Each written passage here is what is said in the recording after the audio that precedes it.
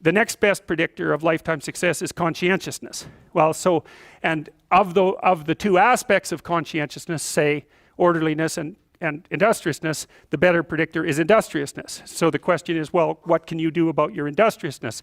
And the answer to that is, well, that's kind of rough too, because there's a strong genetic component. But you can work on micro habits with regards to your conscientiousness. And I think the best micro habits, this is partly to do with this future authoring program processes, I think the best thing you can do with regards to your conscientiousness is to set up some aims for yourself, goals that you actually value. And the future authoring program helps people do that. And basically, it does a situational analysis of, it helps you do a situational analysis of your life more than a psychological analysis, I would say. And so the questions are something like, well, all right, you're going to have to put some effort into your life. And you need to be motivated to do that.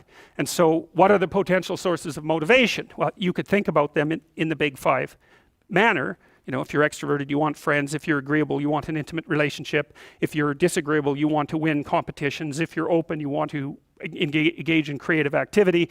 If you're high in neuroticism, you want security. Okay, so those are all sources of potential motivation that you could draw on, that you could tailor to your own, your own personality.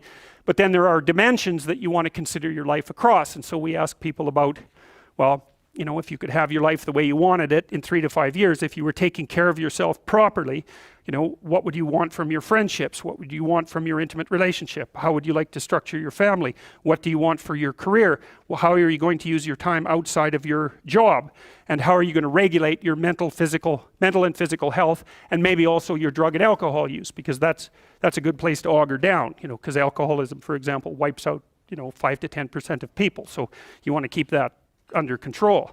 And then so maybe you develop a vision of what you would like your life to be, and that associates the goal. Well, once the goal is established, and then you break down the goal into micro processes that you can implement, the micro processes become rewarding in proportion, in relation to their causal association with the goal, and that tangles in your incentive reward system. We talked about the dopaminergic incentive reward system, and that's the thing that keeps you moving forward. And the way it works is that it works better if it produces positive emotion when it can see you moving towards a valued goal. Okay, well, what's the implication of that? Better have a valued goal, because otherwise you can't get any positive motivation working out. And so the more valuable the goal, in principle, the more the micro processes associated with that goal start to take on a positive charge. And so what that means is, well, you get up in the morning and you're excited about the day, you're ready to go. And so as far as I can tell, what you do is you specify your long-term ideal. Maybe you also specify a place you want to stay the hell away from, so that you're terrified to fail as well as excited about succeeding, because that's also useful. You specify your goal. You do that in some sense as a unique individual. You want to specify goals that make you say, oh, if that could happen as a consequence of my efforts, it would clearly be worthwhile. Because the question always is, why do something? Because doing nothing is easy. You just sit there and you don't do anything. That's real easy. The question is, why would you ever do anything? And the answer to that has to be because you've determined by some means that it's worthwhile. And then the next question might be, well, where should you look for worthwhile things? And one would be, well, you could consult your own temperament. And the other would be, well, you kind of look at what it is that people accrue that's valuable across the lifespan. So you do a structural analysis of the subcomponents of human existence, and I already did that. You need a family, you need friends. Like, you don't need to have all these things, but you better have most of them. Family, friends, career, educational goals, plans for, time outside of work, attention to your mental and physical health, etc. That's what life is about. And if you don't have any of those things, well, then all you've got left is misery and suffering. So that's a bad deal for you. So once you set up that goal structure, let's say, and that's really in many ways that's what you should be doing at university. That's exactly what you should be doing, is trying to figure out who it is that you're trying to be, right? And you aim at that, and then you use everything you learn as a means of building that person that you want to be. And I really mean want to be. I don't mean should be, even those things are going to overlap. And it's important to distinguish between those because that's partly, and this is back down to the micro-routine analysis. So as I was saying, well, you're going to try to make yourself more industrious. Okay, number one, specify your damn goals, because how are you going to hit something if you don't know what it is? That isn't going to happen. And often people won't specify their goals too because they don't like to specify conditions for failure. So if you keep yourself all vague and foggy, which is real easy because that's just a matter of not doing as well, then you don't know when you fail.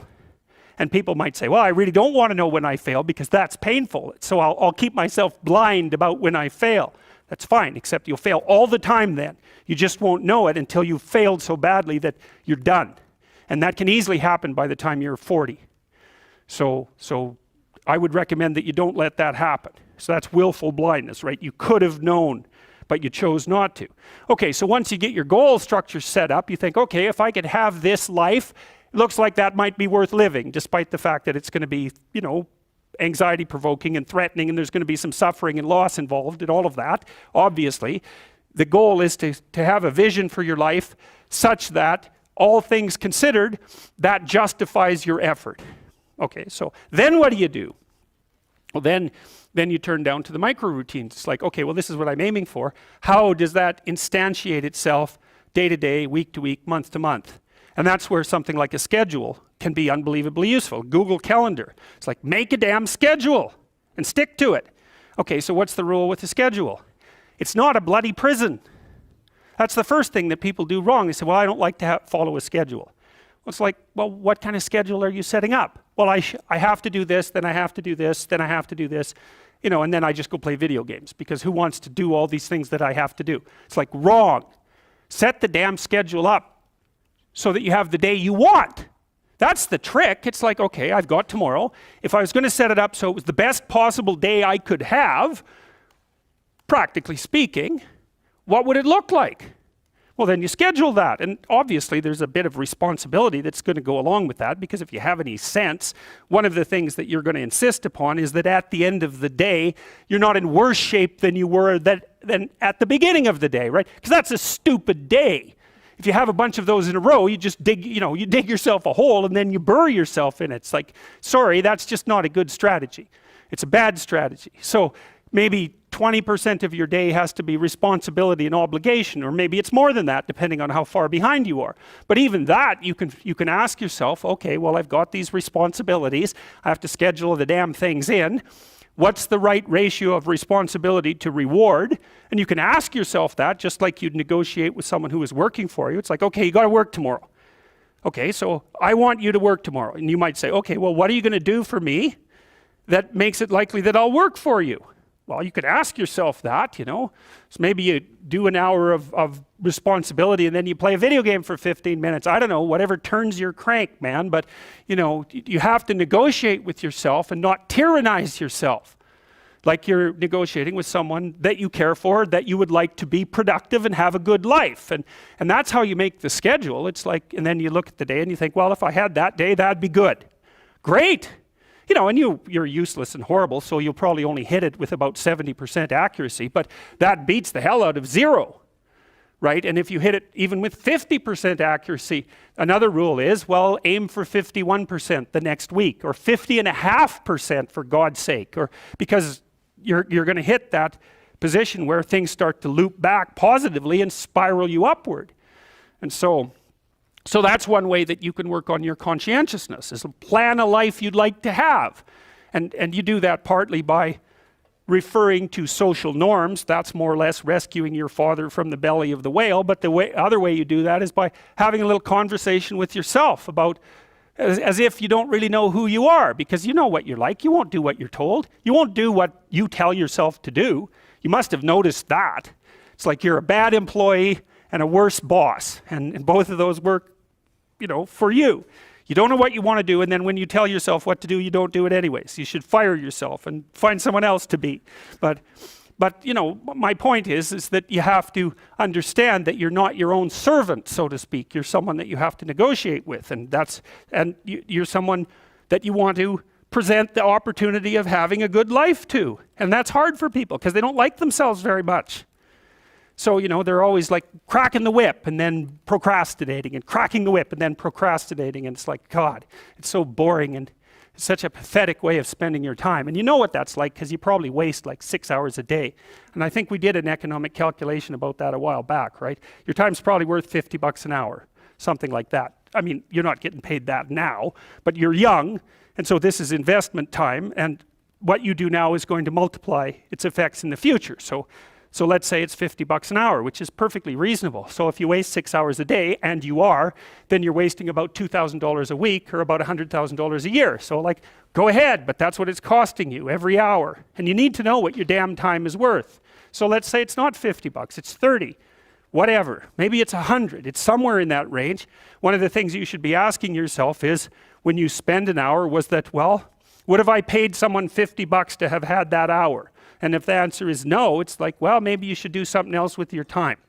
And it depends on whether or not you think that your time's worthwhile. But the funny thing about not assuming that is if you assume your time isn't worthwhile, what happens is you don't just sit around sort of randomly in a state of responsibilityless bliss. What you do is you suffer existentially. And so that seems like a stupid solution.